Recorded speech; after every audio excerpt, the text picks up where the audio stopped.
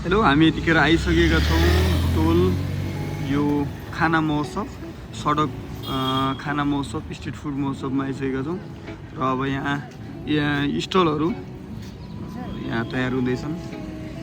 यहाँ 5 बजे भनिएको छ, साँझ 5 बजे यहाँको यो सबै खानाका विभिन्न परिकारहरू अनि सबै स्टलमा धमाधम भरिनेछन् र हामीले हजुरहरूलाई सबै भिडियोहरू देखाउनेछौँ। अहिले कहीँ तयारी छन्, कुनै स्टल सुरु सक्न लागेका छन् भने कोही चाहिँ खाली छन्। अब यसमा स्टलमा आफ्नो आफ्नो परिकारहरू थाप्ने कार्यक्रम भइरहेको छ, हामीले देख्न सक्छौँ। यो काफी लामो छ, झन्डै हामीले 100वटा जति स्टलहरू चाहिँ देख्न पाउँछौँ र यसमा 100वटामा धेरै परिकारहरू हामीले चाहिँ यहाँ टेस्ट स्वाद लिन सक्नेछौँ।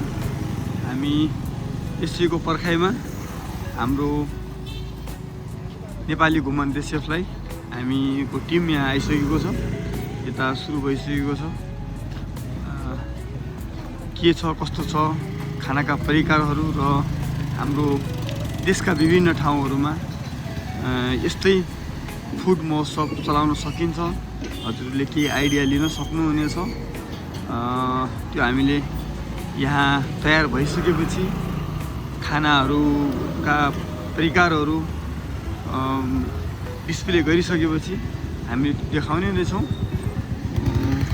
यो काफी लामो छ, झन्डै 1 किलोमिटरको यो दूरीमा भइरहेको छ। हेर्नुहोस्, फेरि अर्को भिडियोमा हामीले देखाउनेछौँ कि यहाँको यो जो खानाहरू छ स्टलहरू धमाधम र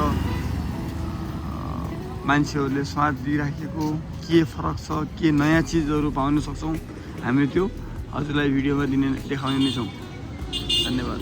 यहाँनिर स्टेजको लागि धमाधम काम भइरहेको छ। यो हजुरलाई हामीले 1 बजेको यो दृश्य देखाउँदैछौँ।